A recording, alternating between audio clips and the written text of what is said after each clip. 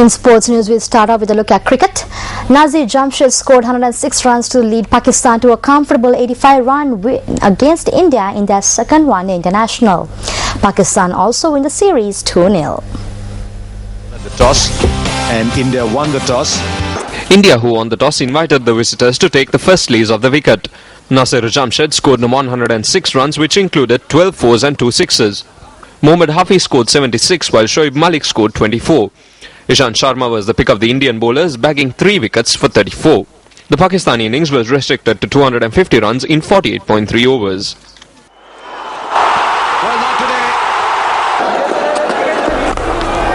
No, he hasn't timed it at all. It should be an easy catch. In football news, Real Madrid's rocket-heeled striker and Portuguese skipper Cristiano Ronaldo says that even if he does not win this year's Ballon d'Or award, it would not change his hunger to win. At a news conference after Real Madrid's second training session of the year, Ronaldo admitted he would like to win the prestigious trophy next week, but said it won't make an impact on his career if he doesn't win it. The truth is that I would like to win. It is the truth. I'm not going to lie. But life doesn't end if you don't win, because we, the nominees, have a 33% of chance to win. But if I don't win, it doesn't matter. It is not going to affect my way of being or my will to win. No me vaya a afectar mínimamente a mi manera de ser, mi manera de continuar a querer ganar. Barcelona's Lionel Messi and Andres Iniesta and Ronaldo were named on the shortlist for FIFA's Ballon d'Or. Messi, who won the award the past 3 years, and the equally prolific Ronaldo often divide opinion over who is the superior player, and this year has been no different as they appear to push each other to even greater heights on a weekly basis. Messi scored 50 goals in La Liga last season, 4 more than Ronaldo, and has scored 91 in the calendar year, beating the record of 85 by Gerd Müller in 1972.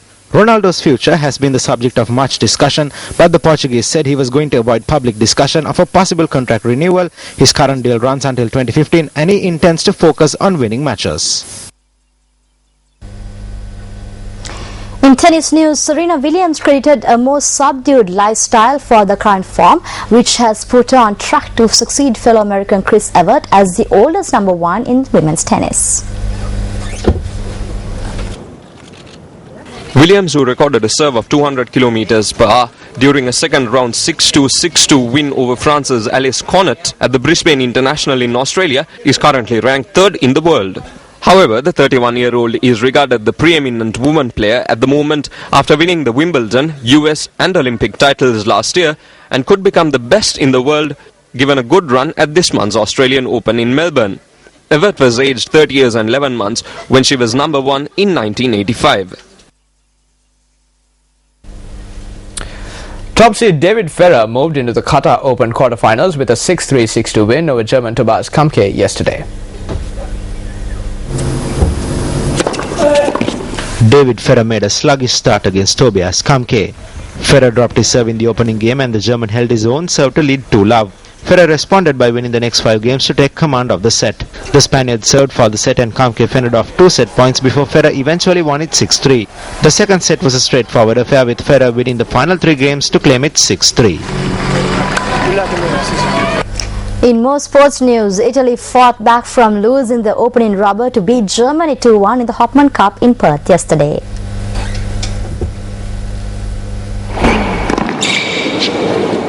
Tommy Haas got Germany off to a winning start, edging out Andreas Seppi 7-6, 7-6 in 2 closely fought tie-break sets.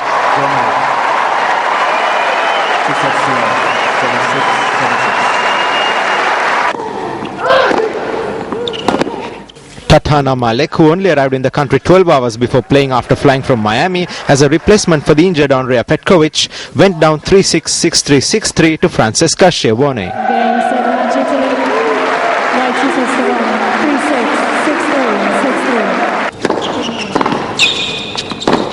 The pairing of Francesca Schiavone and Andrea Seppi combined in the mixed doubles to defeat Tatjana Malek and Tommy Haas in straight sets 6-4, 7-5.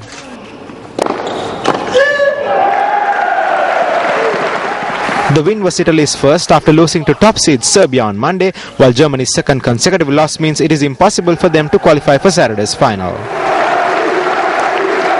6-4, 7-5. The expensively assembled French club Paris Saint-Germain beat Qatar Stars league champions Lequia 5-1 in a friendly at the Al Sadd Stadium yesterday. PSG, it's Blaise Matuidi. In a match that attracted a huge crowd where star players Zlatan Ibrahimovic and Thiago Silva featured, Ezequiel Devasi gave PSG the lead in the 17th minute. It's on a show. Stay fresh. However, Latvia levelled the scores 1-1 thanks to former Villarreal striker Nilma in the 20th minute. Chance for Latvia and a goal for Nilma. PSG took the lead shortly before half-time when Levasi added his second in the 39th minute. That's a wonderful goal from PSG. The French club managed by Carlo Ancelotti continued to dominate and was soon 3-1 up when Kevin Gamero put the ball in the net in the 57th minute. Choosing not to go down in the end, and it paid off. Kevin Gamero. 5 minutes later, Nene, who has been linked with a move away from PSG, made it 4-1. It's going to fall out here to Nene. That's a wonderful finish. French international Jeremy Menez made it 5-1 7 minutes later, in which new PSG recruit Lucas Moura made his debut following his move from Brazil's Sao Paulo. Well, you'd be forgiven for such a big club.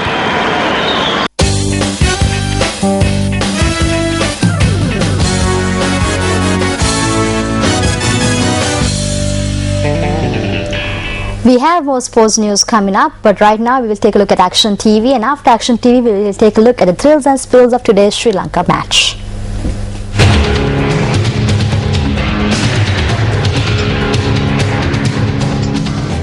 The Vikramarachi Ayurveda Institute in Gampaha is one of two institutions which caters to the limited amount of students who wish to obtain a degree in Ayurvedic medicine. This group of 37 students who are now in their final year were enrolled into the institute in August 2007 based on the results of the 2005 advanced level examination. If the educational activities were conducted in a proper manner, these students would have completed their 5-year course and begun their internship by now. However, the internship was delayed not due to student conflicts or other internal issues. It was simply because the officials of the institute failed to conduct the year-end examinations in a correct manner over the past 4 years. This inability was witnessed today as well, where the arbitrary decisions of a department head led to a shortcoming. The 37 students studying in the final year were to face an examination which comes under the purview of the department head in question. The examination covers rituals and practices such as charming and devil dancing. While the examination hall, which was used for conducting the examination for 4 other subjects recently, was available, the department took steps to conduct the examination in a separate examination hall adjacent to it, which was unsuitable to host an examination.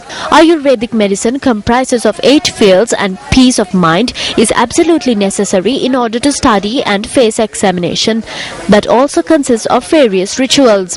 The students were given chairs during the examination, which was scheduled to be conducted for over 3 hours. However, the students refused to sit for the examination in such surroundings, and as usual, the officials took measures to postpone the exam. දවස් 3කට විතර කලින් මගේ මේ මම accident වෙලා මගේ අත කැඩලා තුම්බල 3 days ago, I met with an accident and broke my hand in 3 places. Then on the first, the institution called me and told me that I have to sit for an examination. Since I want to sit for the final examination, I bore the pain and attended the examination. I left my house at 4 in the morning with my parents because I live far away.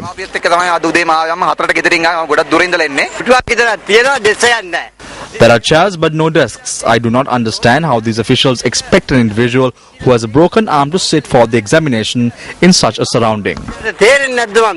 How much longer should these students suffer at the hands of the academic and non-academic staff of this institution, which is unable to organize an examination for 37 students?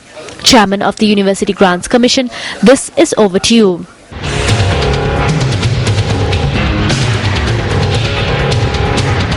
Well, as promised, we have action from Down Under, where the Sri Lankans were restricted to a score of 294 runs in their first innings in the third and final test against Australia at the Sydney Cricket Grounds today. Now, this is incidentally Mahela Jayawardena's last test match as captain of the Sri Lankan cricket team. The Australians, who won the toss, invited the Lankans to take the first release of the wicket. Day 1 ended with Sri Lanka all out for 294 runs in 87.4 overs in their first innings. Fans who gathered at the Sydney Cricket Ground also paid tribute to Mike Hussey, who announced his decision to retire after the third test. Furthermore, black ribbons were worn by fans as mark of respect to veteran commentator Tony Greig, who passed away late last year. Lahiru Thirimanne top scored for the Lankans, making 91 of 151 balls, which included 13 fours and 1 6. Perfect off spin. Mahala Javadana scored 72, while Tilakaratne Dilshan scored 34. Yeah, terrific start. Jackson Bird was the pick of the Australian bowlers, picking up 4 wickets for 41. This is back live. Ball 4. Oh, it's edge! Matthew Wayne takes a catch. Jackson Bird has produced 3 or 4 magnificent.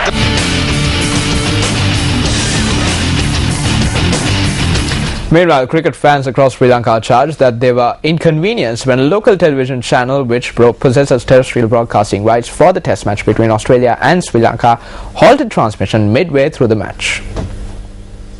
They stopped the match halfway through. That was not fair. We were not able to see Lahiru Thirimanne scoring 91 runs. We were expecting Sri Lanka to perform well in this match. We were not able to see it. We are very disappointed that they stopped telecasting the match. Secretary of Sri Lanka Cricket gave telecasting rights to CSN. Today they can't even telecast the match properly for the Sri Lankan fans to watch. If these corrupt officials who are politically appointed are not chased from the cricket board, we will not only be deprived of watching the matches, there will be no one to play cricket as well.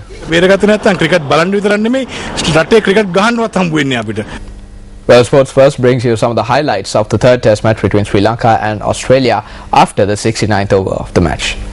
Lahiru Thirimanne and Dinesh Chandimal were at the crease at the beginning of the 70th over. The Australian bowlers were able to dismiss the last 5 Sri Lankan batsmen by the 88th over. Suranga Herath and Suranga Lakmal were only able to score 5 runs each. Pradeep Roshan scored 17 runs not out. Today's play. It's all over for Sri Lanka in the... And with that, we wrap up today's news bulletin. I'm Krishi Panditharatna. And I'm Rameshwar Bandar. Join us again, same time, same place. Good night. Hotline 0114 896 896. www.newsfirst.lk. Feedback at newsfirst.lk.